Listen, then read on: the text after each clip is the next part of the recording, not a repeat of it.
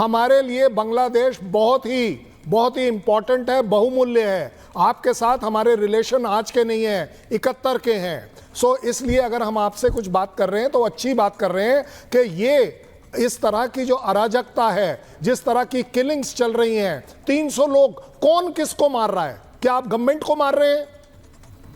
दूसरी बात, ये 600 लोग जो 600 लोग आपने जेलों से छुड़ा लिए, ये क्या करने वाले हैं? ये कौन सी डेमोक्रेसी है जिसको आप सपोर्ट कर रहे हैं कि 600 लोग निकाल दिए जाएं? ये डेमोक्रेसी नहीं, ये killing and looting is not democracy. हम लोग पहले से मैं आपको यही कह रहा हूं, मैं आपको यही समझा रहा हूं कि आपका ये आंदोलन छात्र आंदोलन की विक्ट्री नहीं है। ये आंदोलन एक मॉब मेंटालिटी में कन्वर्ट हो गया है, जिसका रिमोट कंट्रोल आप लोगों ने आईएसआई के हाथ में दे दिया है। आपको मिस इंटरप्रेट कर रहा है, आप लोग मिस इंटरप्रेट कर रहा है। आप लोगों का रियल सिचुएशन समझना चाहिए, क्या हो रहा है इधर।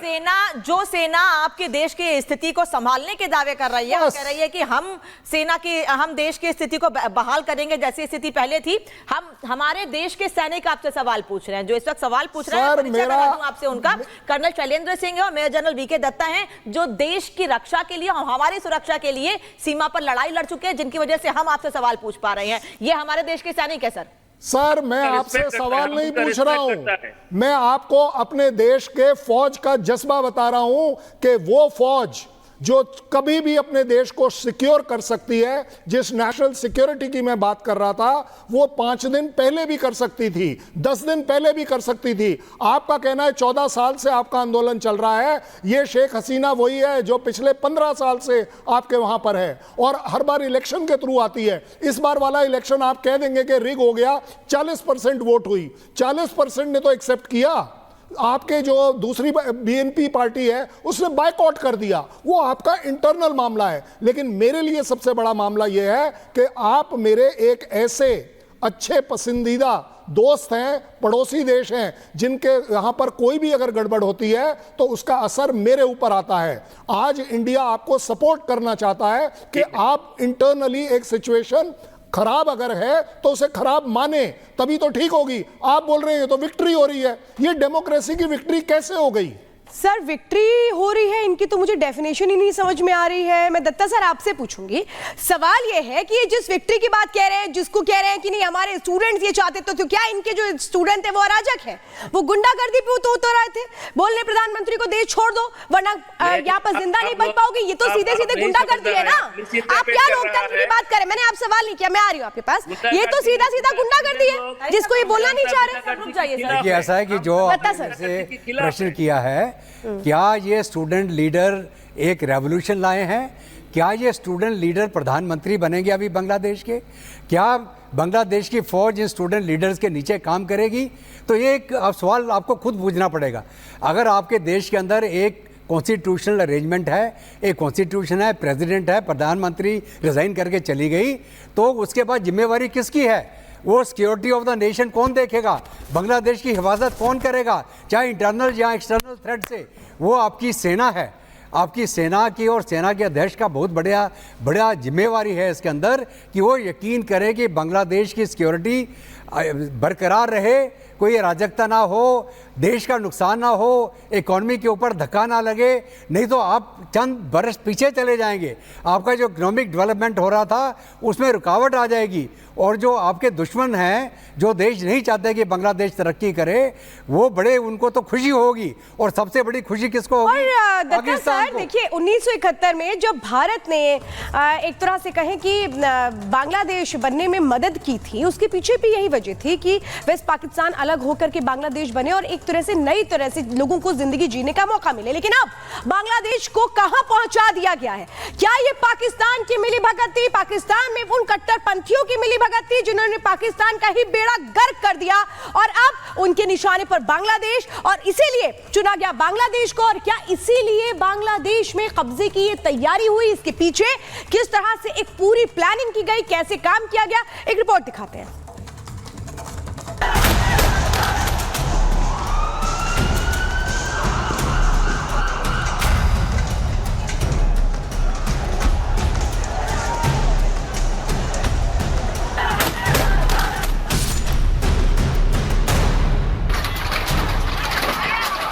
बांग्लादेश के वो 45 मिनट जिसने सियासी तख्ता पलट कर दिया।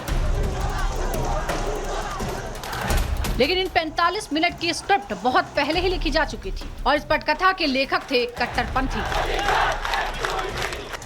ये वही हैं जिन्होंने मुल्क में बढ़ते हिंसा को मौके के तौर पर लिया, जिसके बाद बांग्लादेश भी पाकिस्तान की राह पर चल पड़ा।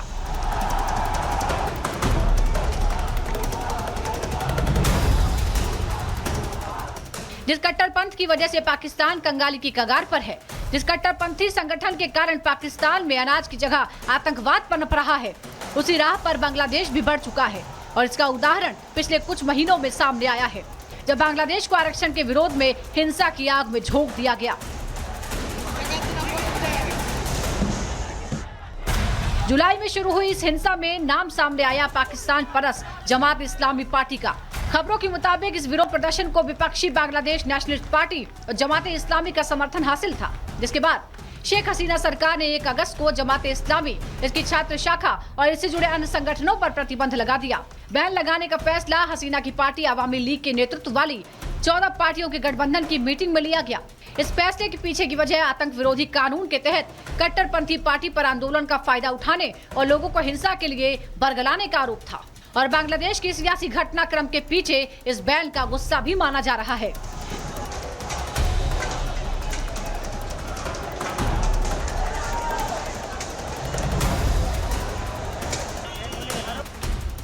जमाते इस्लामी एक राजनीतिक पार्टी है जिसे बांग्लादेश में कट्टरपंथी माना जाता है, जो पूर्व पीएम खालिदा जिया की समर्थक दलों में शामिल है। जमाते इस्लामी की स्थापना 1941 में ब्रिटिश शासन के तहत अविभाजित भारत में हुई थी। 2018 में बांग्लादेश हाईकोर्ट के फैसले का पालन करते हुए चुनाव आयोग ने जमात का पंजीकरण रद्द कर दिया था और वो चुनाव लड़ने से अयोग्य हो गई थी। ये कोई पहली बार नहीं था जब कट्टरपंथी जमाते इस्लामी पर बैन लगाया गया था। इससे पहले बंगबंधु शेख मुजीबुर रहमान के नेतृत्व वाली पहली सरकार ने भी इस पर बैन लगाया था। उसके पीछे की वजह बांग्लादेश की आजादी का विरोध करने के साथ पाकिस्तान की कब्जे वाली सेनाओं का सहयोग करना था। हालांकि बंगबंधु की हत्या के बाद सैन्य तानाशाह जनरल जियाउल रहमान ने प्रतिबंध हटा दिया था, जिसके बाद कट्टरपंथी पार्टी ने अपने पैर पसारना शुरू कर दिया। 1 अगस्त को कट्टरपंथी पार्टी पर बैन लगा और 4 दिन बाद यानी 5 अगस्त को मुल्क में सियासी उलटफेर हो गया। हालात ये हो गए कि शेख हसीना को सिर्फ 45 मिनट का वक्त दिया गया। इधर जमाते इस्लामी पार्टी की समर्थक खालिदा जिया को जेल से रिहा करने का ऐलान कर दिया गया है, जो इस बात की ओर इशारा कर रहा है कि पाकिस्तान की तरह ही बांग्लादेश में भी कट्टरपंथ अपनी जड़ें मजबूत करने में लगा है, क्योंकि पाकिस्तान में भी चुनावी राजनीति में जमाते इस्लामी शाखा सबसे प्रमुख है।